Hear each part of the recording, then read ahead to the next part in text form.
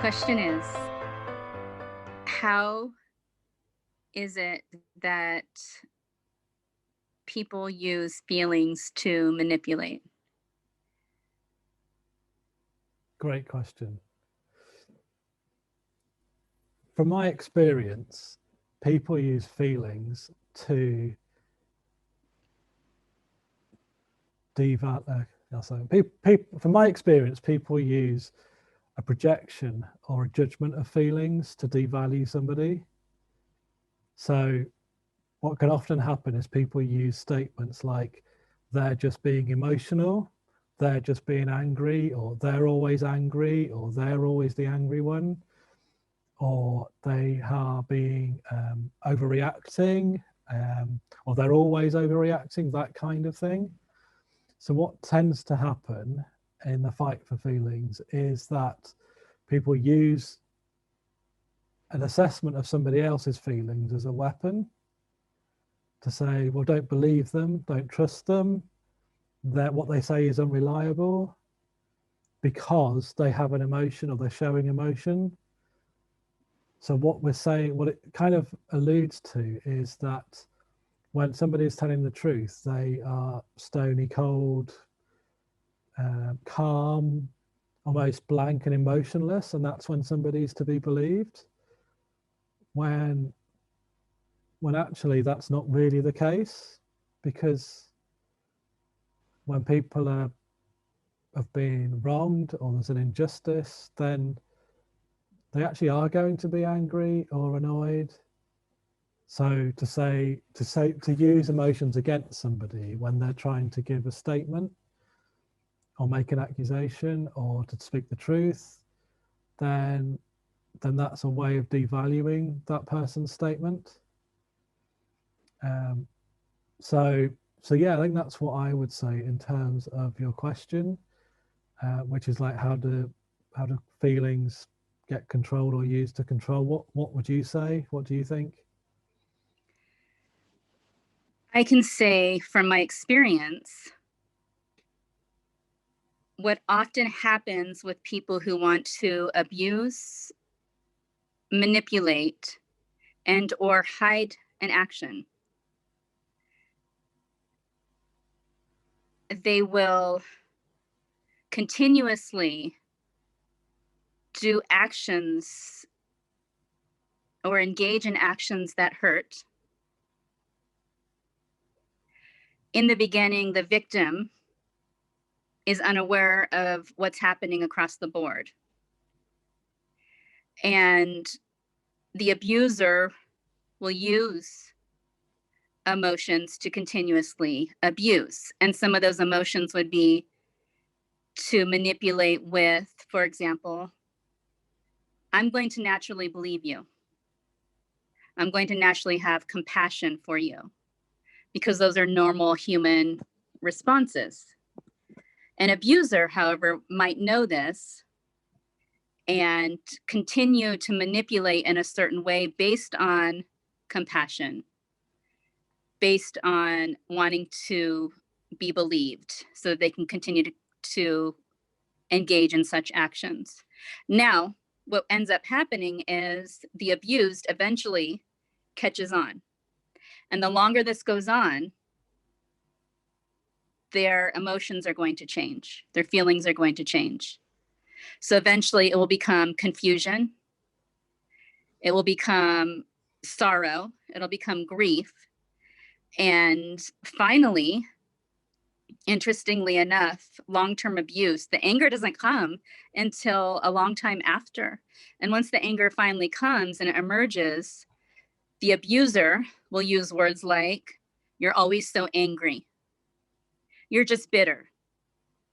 You're unable to forgive. I only make mistakes. It's mistakes. I'm just human." And it's a way to devalue the abused and bypass what they have done themselves.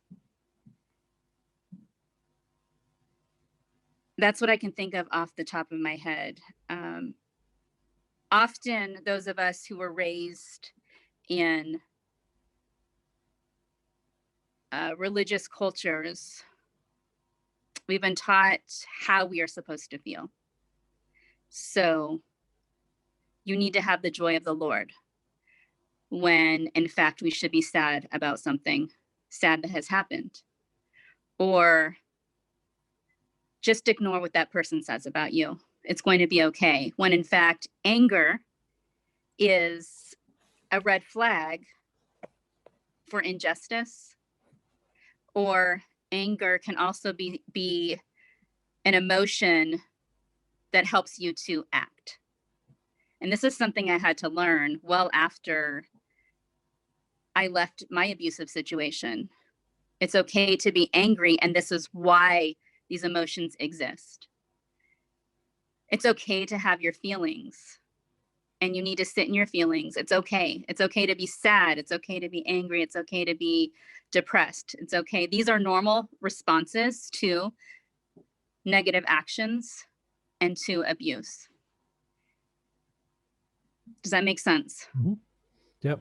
But I've heard it said as well that anger is a way of that your needs aren't being met. Mm-hmm. And anger also is about protecting boundaries. Mm. You feel like something's being stolen from you. So for me, anger, and I'm reminded of an article that came out just at the beginning of the coronavirus, where they said it's not anger that you're feeling, it's grief. And sometimes we are angry, but actually it reveals a need or a grief and a loss. So being angry is more than okay, but at times, well, probably in abusive situations that I know of and I've experienced, that emotion just lies dormant because you give up. You give up trying to be angry. You give up thinking that anger makes any difference, or you've been told that it's not your role to be emotional, or it's not your role to your needs aren't met, so why bother. So almost then you don't trust your emotions and almost disconnect from those emotions. So yeah, so in terms of anger, and we could probably do a whole episode on just anger alone, then that's one emotion, but behind it there could be a number of things. Like we should be angry when our boundaries have been violated, but that's another conversation in a way, because when you're in a situation of domestic abuse or emotional abuse, you don't learn about boundaries to know what you're protecting in the first place. And then when you do have boundaries, you have to get used to being angry when those boundaries are violated. So it's a kind of a very steep learning kind of curve when you don't have a natural sense of boundaries or the anger that's needed to defend them. So anger, that's just one particular emotion. I think people who want to manipulate with our feelings as well, they want to use our feelings to control us. They want to be able to create the narrative because they need their narrative to go according to their plan, and they have to win, right?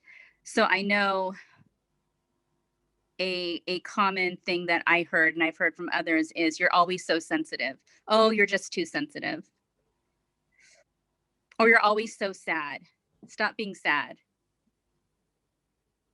Or you're just bitter. You're a bitter, angry woman kind of thing. So those are other emotions that we learn to. And, the more you hear those, the more you doubt yourself. And the more you doubt your emotions, and the more you second guess your emotions. So there's a lot of things at play here. One thing that I heard, go ahead. Can I ask you a question? Mm-hmm. It sounds like those are easier accusations to make against women than men. Mm. What do you think about that? Do you agree, disagree? What do you think? Well, I think you've made some good points about this. I know that often women are told they're too emotional, and we often hear the words that we're crazy. And if a man has something to cover up, they need to make their victim look like they're crazy, right? So they play on their emotions in order to do so. And the irony is they surround themselves with people who will feel sorry for them and will allow them to play victim. And people believe them. But what would you say about this, James? Because at the same time, I know that men can be abused. Mm-hmm. And sometimes they're not believed. And where does the feelings and manipulation fall into there? I'm a mom of 3 boys. And I know one of the things that I heard about my boys was that they're too sensitive and they need to man up. Mm-hmm. And that's not okay. We need more sensitive men. We need men not afraid to share their feelings. Yep. It's a beautiful character trait to have. Yeah, I mean, I agree. I remember reading, I think, this Highly Sensitive Person, and I know she talks about like misunderstanding boys, because boys are often very sensitive, but it's misunderstood in culture and society because men should look at or be and act in a certain way, and actually men should be a certain way. Is that not manipulative in itself and harmful in itself? Can't men be who they truly are in the way women could be truly who they are? So, you know, if I'm led to believe that men can be sensitive and highly sensitive and caring, compassionate, empathetic, as well as women, then it would probably be different accusations against a man, because I don't know whether the same ones stick as easily, like you're too sensitive, but it does happen in domestic abuse situations. But I think a man is generally easier believed in the general course of events. It's not always the case. It might take 10, 12 women who put forward a case against someone to even be listened to, and even then that's could be really unlikely. And we've seen that with the film director a few years ago. It took a lot of women to come forward. Harvey Weinstein, that's the name.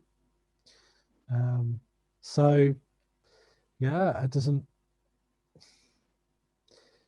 There are less cases of men as victims of domestic abuse or systematic structural abuse type situations, but they will be there. And I don't know enough about other cases to speak on behalf of them, so I'm going to be quite cautious at that point.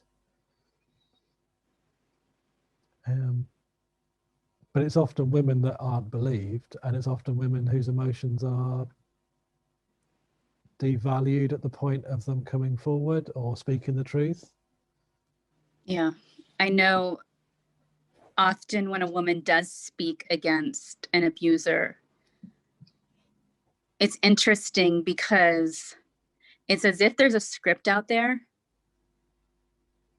because cases are so similar. They're dissimilar, but they're similar.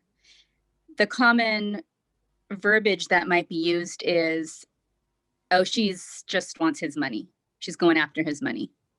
Or she wants something that he has. Or she's just jealous. Or she's bitter and angry, and now she's trying to seek revenge. Mm-hmm. And it's similar across the the board, I've heard those comments over and over, whereas I'm not sure when a man raises questions about abuse for himself or perhaps children, what words might be used. I can't think of anything. Yeah, and I can't off the top of my head either, though I think they're probably similar, but a lot more subtle. And then maybe there is a sense that men who commit acts of abuse against women, that script is out there and it's easier to come by because they've seen it before. And I know, and we probably won't talk about this now, but we've certainly seen it in other Christian circles and organizations where that pattern is quite familiar. But it sounds like what's really interesting is that the person who's accused goes on attack pretty quick. So they deny what they've said and then they go on the attack like she's sensitive, she wants his money. So it's almost that pattern, which we've kind of looked at recently. DARVO has come up, feels like that is part of that same pattern. James, will you tell us what DARVO stands for? Because I know you brought that up to me at one point and I found it really interesting. Can you tell us what that stands for and what you learned from it?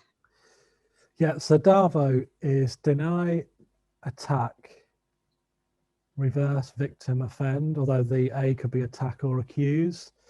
So in the situation that you've just mentioned, when somebody comes forward and tries to speak the truth about somebody who's abusive, they'll often deny it, they'll belittle it, they'll say, oh, it was nothing, I didn't really do that, that wasn't really a big deal, I didn't really. So they'll deny it and then they'll belittle it, but then they'll very quickly go on the attack or on the accuse. So they'll accuse the person of being too sensitive or wanting to steal money or they're mad or whatever that accuse, attack kind of thing is.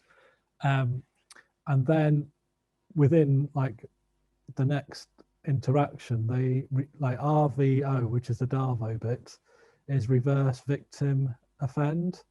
So from being those who have been perpetrators of something, they switch to becoming the victim of something. They switch to being victim, and then they reverse into victim mode, and then as if they've been offended. So that's the O. So reverse victim, what that then does is bewilders the person who makes the accusation, because they go from being the person who's been the perpetrator to the victim in the blink of an eye. So I didn't do that, you're all making it up. You're always picking on me, or almost within 3 sentences, they've gone from, well, I just saw that with my eyes, and now you're telling me I didn't see that with my eyes, and now you're asking me to feel sorry for you because even though you did something, you're telling me that you're the victim of what somebody else did, even though I've just seen you do something. So that's hugely confusing for somebody who sees that go on, be it a child, a parent, a partner, a brother, sister, friend, colleague.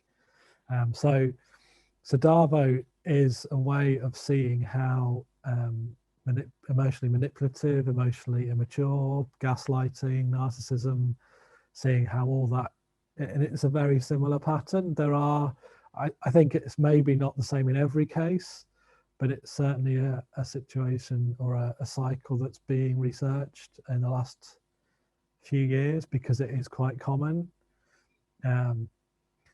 Sometimes you see it played out in different places on social media or in workplaces where people will say one thing to one person and then say other things to other people, and they play a different kind of role in different places. So people can like say, well, that can't be so-and-so, and actually it is so-and-so, but because they're spreading a whole load of misinformation everywhere to create different roles to confuse. And the other thing, okay, so DARVO, what do you think about that? Well, as you were talking about this, it brought me back to our original question of feelings. How do they use feelings to manipulate? Well, once you are now expressing your feelings, they can go on the attack with, look, she is crazy. See, I told you she was crazy all along. When in fact, they were continuing abusive actions, whether it's financial or physical or emotional or spiritual, continuous, until the person finally has a reaction and responds. Oh, look, see now, I told you she was crazy. I told you she was mad, or I told you she was. So now they can continue to play on the emotions, not with just their victim, but now they have proof for their audience, whoever that might be. Yeah. But there's something that they have in common too, is often they have a trail, and the trail has very similar stories, but the trail doesn't know each other. And so if you can put 2 and 2 together and think, if there is a common denominator, there's one common denominator, and that's the abuser, because the victims don't know each other usually. Wait a minute. And if I'm sitting down listening to someone who constantly speaks ill of all their ex-partners or all the crazy woman in their life, that needs to be a red flag. And this is what I think we're trying to educate on, James, is we need to listen to those red flags. And what do those red flags look like? If I'm in a bar with a man and they have a history that they're telling me of crazy woman, there's my red flag. There's a good chance those people aren't crazy. Mm-hmm. And they all have one thing in common. Well, what if it's somebody who turns up to work in your office who says that it's every other person's fault in previous jobs why they didn't stay in those jobs? Mm-hmm. Or what if it's an organization or a church or wherever it might be? It's always somebody else's fault that they lost that job. It's never their own. Mm-hmm. It's always, the previous partner's fault every single time. And I think that's one of the things that distinguishes between, or you'd say somebody was a narcissist because they never take responsibility for their actions ever. So blaming somebody else all the time is what that is. They just don't take responsibility. They're always in denial. It's always somebody else's fault. Even if they do something, the most shocking thing, it's still somebody else's fault. They made me do it. They created an environment where I did this. So it could be previous partners, it could be previous jobs, it could be previous agencies, churches, whatever. Those are the same red flags. They create a situation. They deny the situation. They blame others. Mm-hmm. And it's the same pattern over and over and over. And the key is, if we're speaking of narcissistic behavior, they only have 2 emotions, I think, and that's anger, because things aren't going their way, the narrative isn't going, and they've lost control, or it's complete level niceness, because a narcissist is really, really good at love bombing and being a charmer to those they need to charm. And that's what's so confusing for victims. I mean, this conversation can go in so many ways, because we started with how do people manipulate using feelings? And I feel like I never knew what I was allowed to feel. And the truth is, my core self is allowed to feel my feelings, whatever those may be. And I'm a feeler. I'm off the charts feeler. So we are running out of time. I'm wondering, James, what you might add to the conversation as we come to a close. Yeah, as we've touched on it a little bit in terms of narrative and models and patterns. So DARVO was one thing. The other is the drama triangle with only 3 points in it. One is the rescuer, one is the victim, and one is the aggressor and the villain. And often that's played out in these similar situations. So there's somebody who sees those roles all the time. And so we've said that actually somebody always sees themselves as the victim or the aggressor and asking other people to rescue them, even though they're often the aggressor and the victim at the same time. So that drama triangle is another way of doing that or seeing that. So I think that's probably what I would add. We could pursue these models a little bit more in another episode, but we really wanted to talk about emotions and controlling emotions and how they can be used to manipulate people, invalidate people, and especially when people use their voices to speak the truth, to call out situations for justice. And you can see that it happens all the time in a variety of different places. So that's probably what I would say. And I know these conversations are difficult for people, but we're not going to hide away from them in our conversations. And so for me, that's all I really wanted to say. Was there anything you wanted to add to close, Christelle? Otherwise, that will be it for this episode. I think I just want to close with this.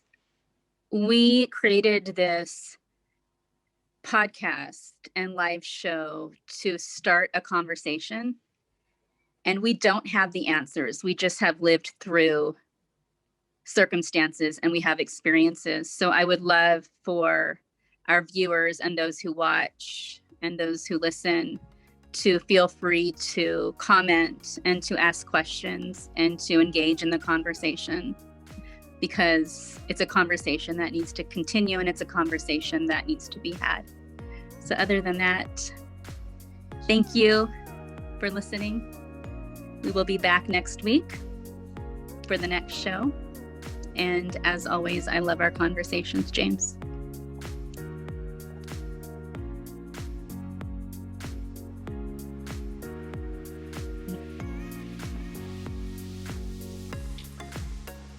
Welcome to episode 3 of Ponderings from... what are we? Let's start again. I don't know who we are. I don't know who we are either. I don't know who we are. That's episode 4. I don't know who we are. I don't know who I am. And episode 5 is I don't know where we're going. So there we go. Who am I? Where am I going? Why am I here? Who am I? What do I feel? Absolutely. Okay.